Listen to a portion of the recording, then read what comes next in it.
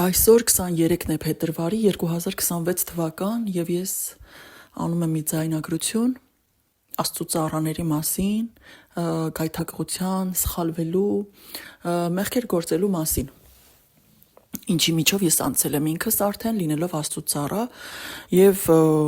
մեզանից ոչ ոք երբեք չի կարող ասել, որ ինքը այլևս չի սխալվի կամ ընդհանրապես սխալներ չի անելու, մեղքեր չի գործելու, որովհետեւ մենք մարդ ենք, մենք սխալվող ենք եւ մենք կատարյալ չենք, բայց ձգտում ենք կատարելության, մենք ձգտում ենք ապրել սուրբ կյանքով, սակայն որտեղ որ մենք ունենք թերություններ, այդ տեղերում Աստված մեզ պիտի ուղի, շտկի եւ որպեսզի մեր միջից հեռացվի թերությունը, արատը, մեղքը, դա շատ ժամանակ ցավոտ է լինում, սակայն մենք պետք է նախընտրենք ցավոտ հիմա եւ ազատում սխալից, մեղքից, արատից, քան ցավոտ հետո, երբ արդեն կանգնենք Տիրոջ առաջ։ Ուզում եմ ասել, որ յուրաքանչյուր քրիստոնյա, յուրաքանչյուր Հիսուսի իրական զավակ անցնում է մի երկար ճանապարհ, դա այն ճանապարհն է, որով նա քայլում է իր Տիրոջ, իր ուսուցչի հետևից եւ ամբողջ ճանապարհի ընթացքում սովորում է։ Եվ մենք սովորում ենք մեր սխալների վրա, ամենա լավ տարբերակը, այսպես ասեմ, բայց ոչ դրական իմաստով, մենք մեր սխալների վրա ավելի լավ ենք սովորում, որովհետև ցավոտ է լինում։ Դրա համար, երբ սխալվում ես ու սխալիդ պատճառով դու քո վրա զգում ես քո մաշկի վրա, թե ինչ է սխալի արդյունքում տեղի ունենում, այդպես ավելի լավ ես սովորում ու հաստատ ամեն ինչ կանես, որ այլևս այդ սխալը կամ մեղքը չկրկնվի կամ ազատվես այդ արատից, թերությունից։ Մենք ունենք ողջ քրիստոնեական աշխարհը, քրիստոնյաները ունեն շատ սիրելի աստվածաշնչյան Աստծո մարդկանց,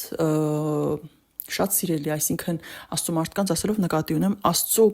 ընտրյալներ աստվածաշնչյան կան, որոնք շատ սիրելի են քրիստոնյաների համար, օրինակ Դավիթ թագավորը։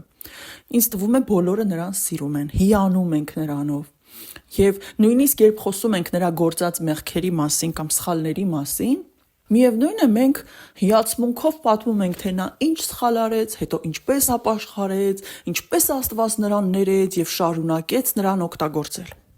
Մենք հիանում ենք Դավիթի հատկանիշերով, հիանում ենք նրանով, թե ինչքան էր նա սիրում Աստծուն եւ Աստված նրան ինչպես էր սիրում, ինչպես էր օրհնում, ինչպես էր խոսում նրա հետ, ինչպես էր առաջնորդում։ Մենք այդ ամենին այնքան հիացմունքով ենք նայում, որ ես վստահ եմ, որ շատ շատերը, շատ քրիստոնյաներ, անկախ նրանից տղամարդ են, կին են, նրանք ձգտում են նմանվել Դավթին։ Բոլորս էլ սեր ենք, ճիշտ է զգում նրանց հանդեպ, Աստծո ծառաների, Աստծո ընտրյալների, Աստծո ընտրած ծառաների, թագավորների, մարգարեների եւ այլն, առաքյալների, Տիրոջ աշակերտների հանդեպ սեր ենք զգում, հիացմունք, հարգանք, նրանք մեր համար օրինակներ են, մենք միշտ նրանց մասին մտածում ենք, փորձում ենք նմանվել, ճիշտ է։ Բայց մի քանի օր առաջ ես մտածում էի, օրինակ, եթե Դավիթ թագավորը ապրեր մեր օրերում, հիմա, հենց հիմա ապրեր, նրան նույնպես կսիրեինք, թե նա միգուցե այնքան լավը երևար մեր աչքին, որ շատերս ուղղակի նախանձեինք, թե ինչպիսին է նա։ Արդյոք նրան նույն կերպ կսիրեին մարդիկ եւ կհիանային, թե շատերը ուղղակի կնախանձեին եւ կսկսեին նրա մեղքերը բարձրացնել եւ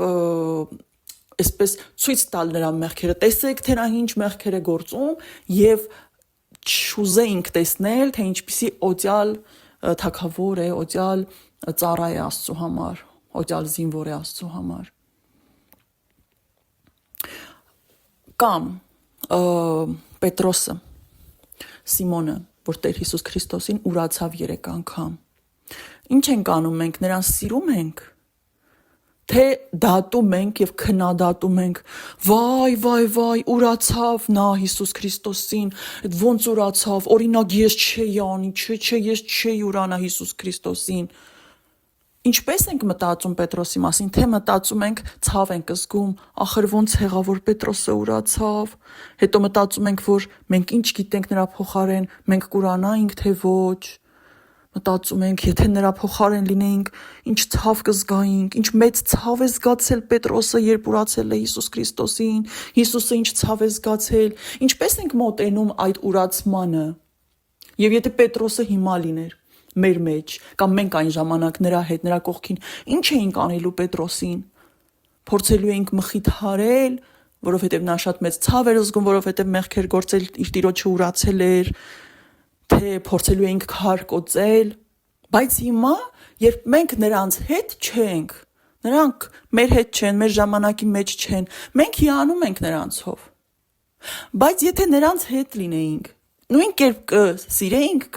կհիանայինք նրանցով արդյոք, թե կչարախոսեինք, թե կքննադատեինք, թե կհարվածեինք, հարվածներ, ծուղակներ կպատրաստեինք նրա համար, կգայթակղեինք, հետո ծուղակներ կպատրաստեինք, իրականում իր ժամանակում հենց այդպես էլ եղել է։ Բայց մենք որ հիմա նրան ենք նայում եւ օրինակ ենք վերցնում, բոլորս, այդ բոլորս, որ նրան այդպես սիրում ենք, հիանում ենք, եթե նրա կողքին ապրեինք, կնախանձեինք նրան, կնախանձեինք, թե կսիրեինք, կբամբասեինք, թե կսիրեինք, կքարկոծեինք, թե կսիրեինք, հաշվի կառնեինք, որ Աստծու օծյալ է,